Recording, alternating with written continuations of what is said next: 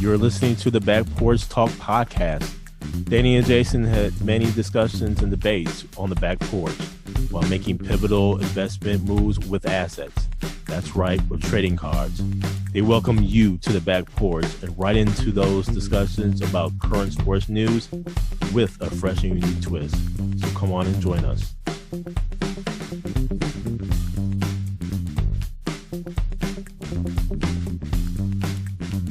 Welcome to the Back Porch Talk podcast. I'm your coach, Jason.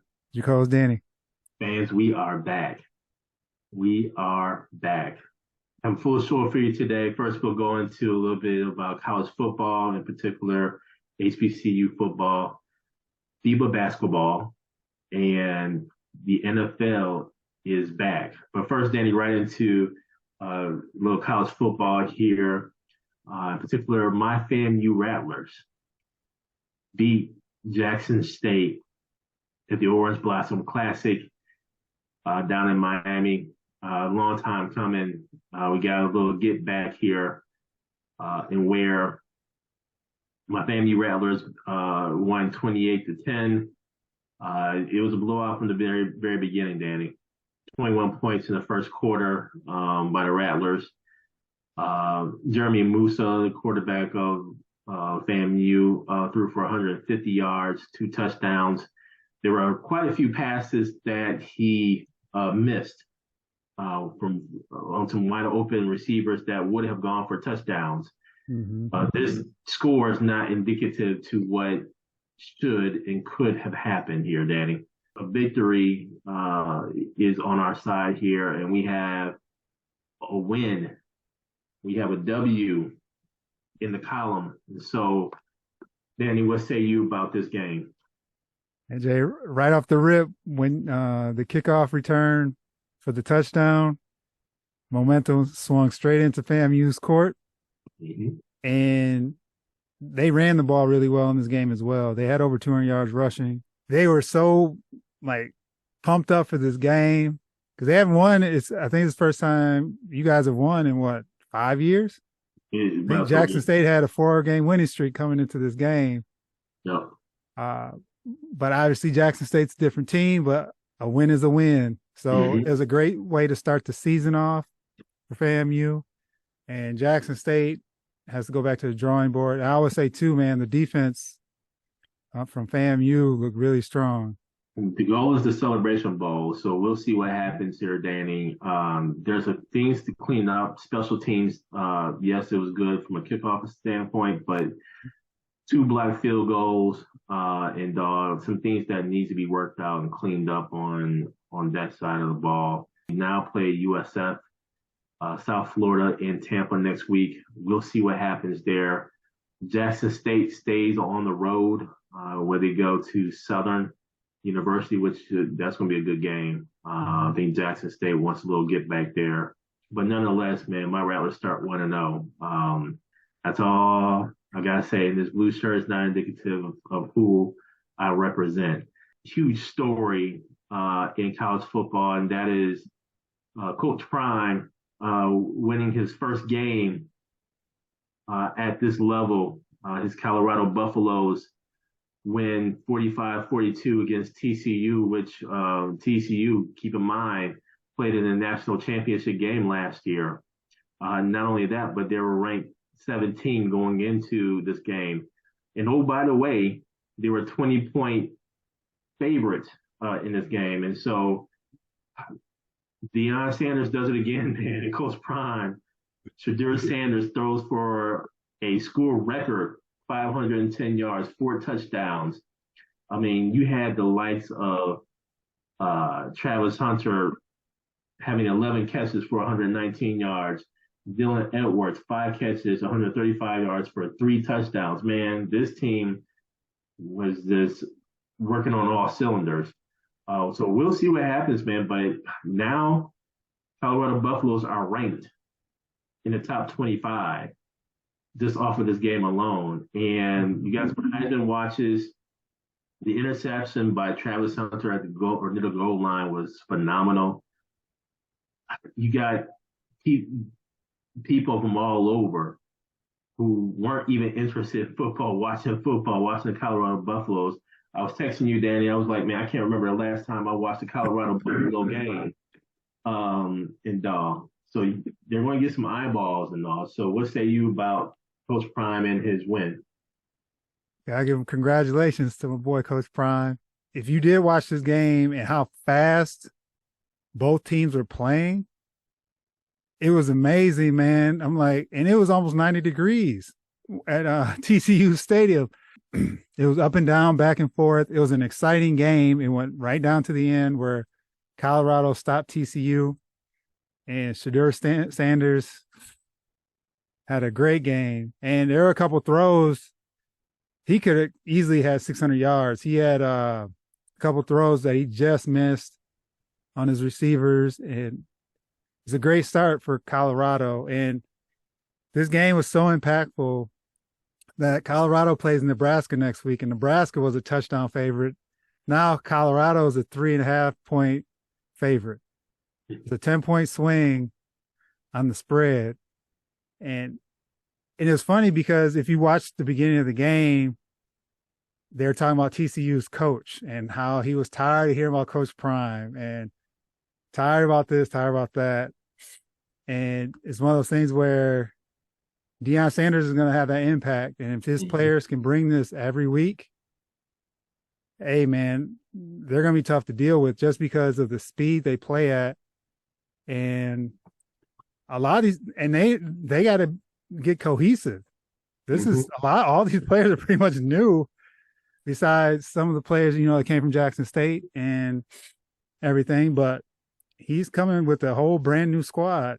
So I think, honestly, there's going to be some ups and downs because, like I said, as this team's trying to find itself, and they're going to run into some teams that are going to be tough. But for them to start the season off like this, and Deion, you know him, man. He's a marketer. He's an advertiser. He's going to be bringing eyeballs. So I'm tuning in next week to check them out against Nebraska. And that's something I wouldn't have said last year at this time. So congrats to the Colorado Buffaloes, man. Well, and I'll say this too, Danny. I mean, one thing you got to realize, Colorado only won one game last year. So irregardless of what, he just needs to win, in my opinion, one more game. And it's been a successful season. He would have doubled the win total from last year. So he has many opportunities to go ahead and do that, man. So I'll just say that. And the fact that they're ranked, that outshines last year already. The fact that the money is coming in, all that stuff, it outshines what's happened last year. So he's already won. He's already exceeded some of those expectations, or from last season, if you will. The other thing, too, I really found interesting was what Shadur Sanders said after the game on the field. Talked about how last year he came from HBCU. I think there was a question asked, what did he think about, playing at this level? And the fact he said, I came from an HBCU.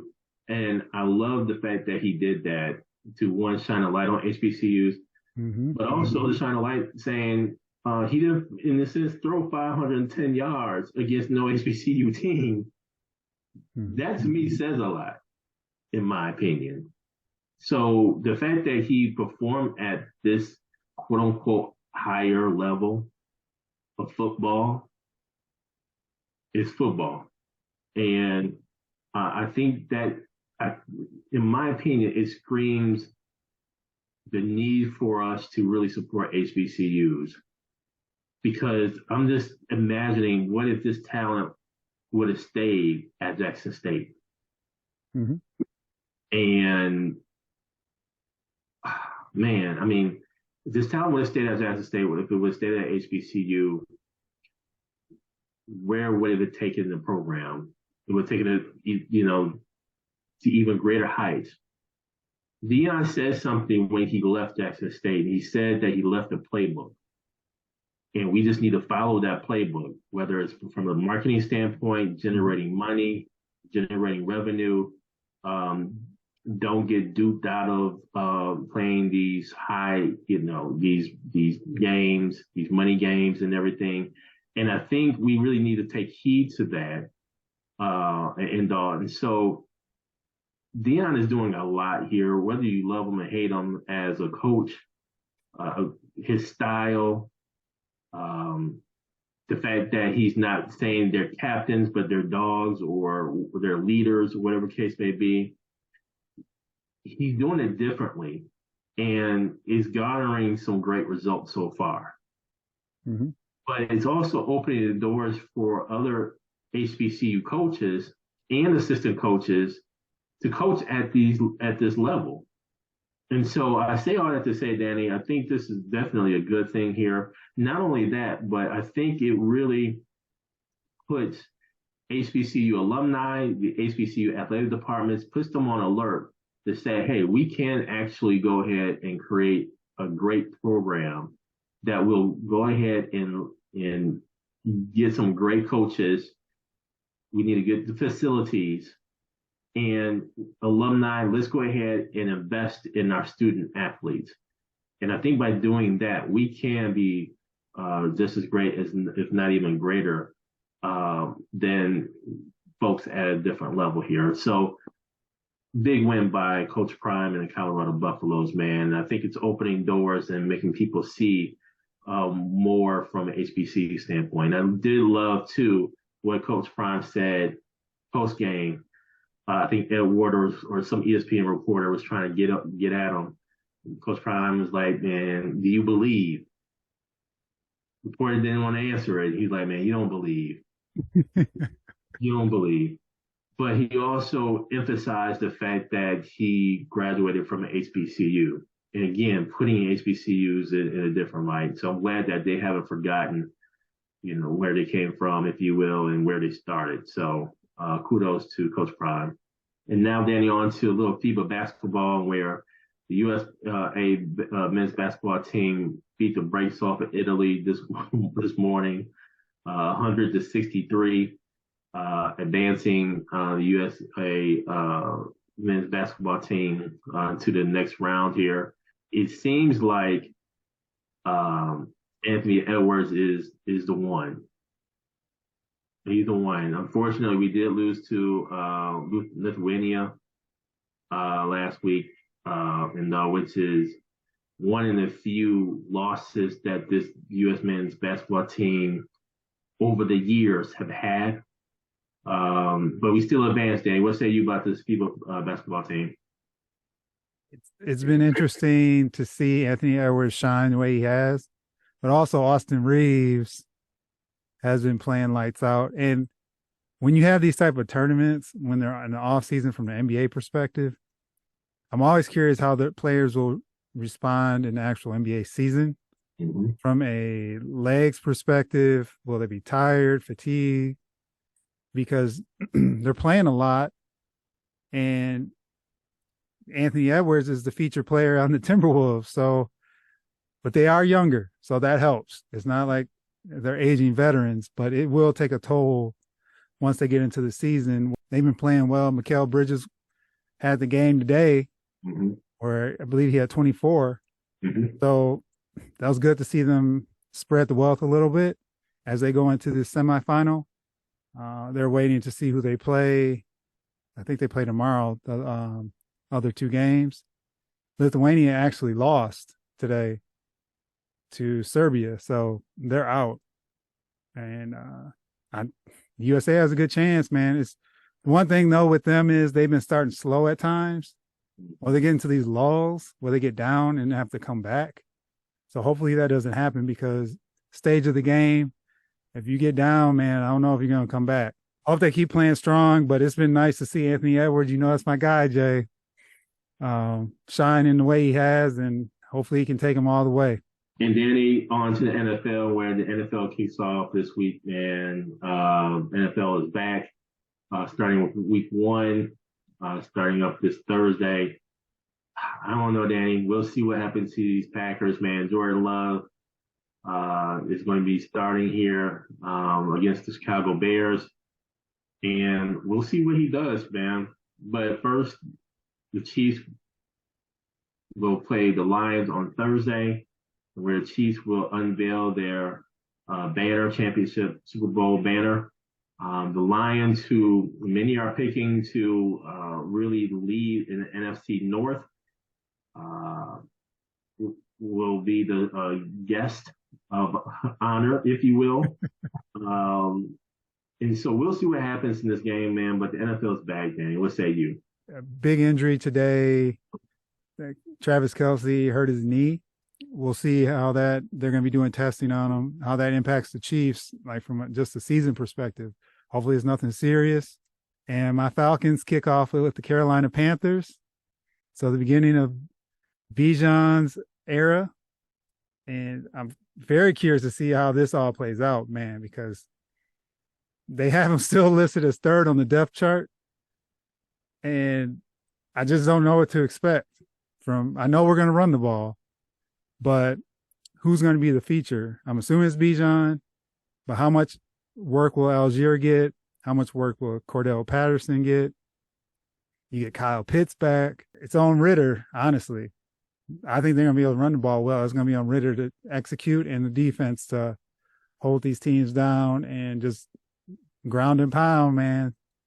So looking forward to this week because this will show me as a fan, because you don't see much in preseason, what they're actually going to do and how they're going to execute on the offensive and defensive side of the ball. I think from your Packers perspective, with Jordan Love, I don't think your division is as hard as people are making it out to be, because the Bears are they're on the come up, but they have to prove themselves.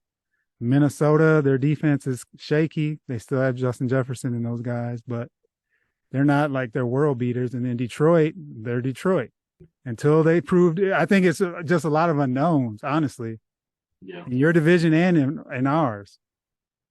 And so there's going to be a lot of movement, I think, throughout the season and depending on injuries and how things shake out. But looking forward to it, man, for kickoff on Thursday night and then Sunday for my Falcons. Thank you for joining us at Back Porch Talk Podcast. You can also join us on Twitter by tweeting us at @back_podcast. For more information, you can go to our website, which is backporchtalkpodcast.com. You can also email us at backporchtalkpodcast@gmail.com. Again, thank you for joining us, and remember that there's enough hate in the world, so go ahead and spread a little love.